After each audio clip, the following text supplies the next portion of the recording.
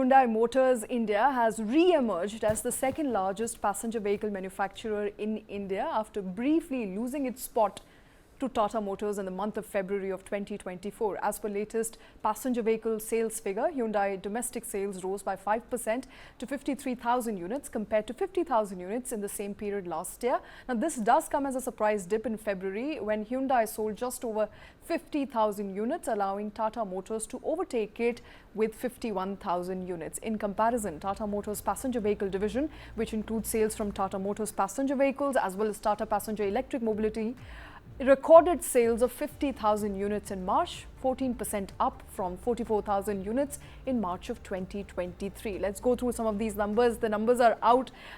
Kartik, those are some very interesting numbers. We don't have numbers for Maruti just as yet. No, the numbers for Maruti have also come in. Oh, the numbers for Maruti have also come in. The fight has been between the number two. Number two, is it going to be Hyundai? Is it going to be Tata Motors? But I think number one just continues to be unchallenged, unprecedented. And that is a record that we have seen month on month. So, if we can just quickly run through some of the numbers and how they've emerged. So, let's start with Maruti Suzuki. In fact, India's largest automaker, passenger vehicle company has actually seen a 10% increase. We saw Hyundai rise about 5%. Maruti has grown year on year in the month of March twice as much at about 10%.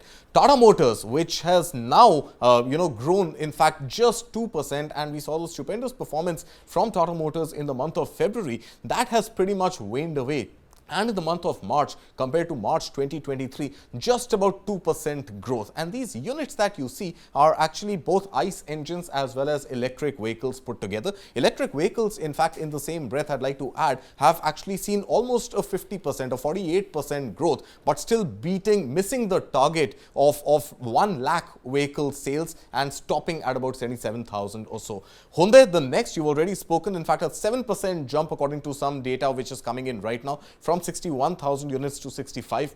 Imagine Hyundai numbers also coming on the back of India being a great, source of manufacturing for the export market, not only for the domestic market. Mahindra and Mahindra, largely dominating the SUV space, has seen a 13% rise. In fact, on a percentage basis, a higher clip than Maruti Suzuki, which is the market leader, coming in at about 40,000 odd units. In fact, the surprise has come from MG Motor, despite the recent merger of MG Motor India with JSW.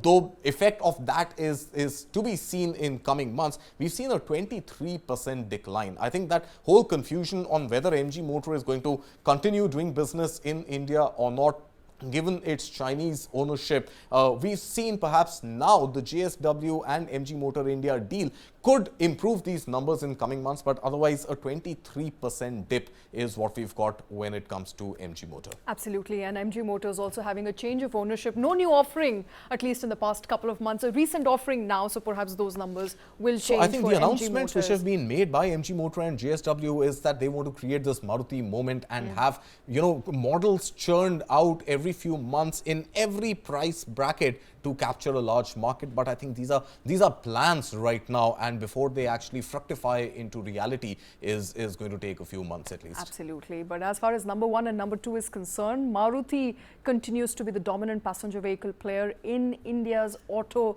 and passenger vehicle segment. Number two is Hyundai, which was topped last month, in the month of February, by Tata Motors. Tata Motors taking the number 3 spot as far as passenger vehicles in India is concerned. The sales figure for the month of March have finally been revealed.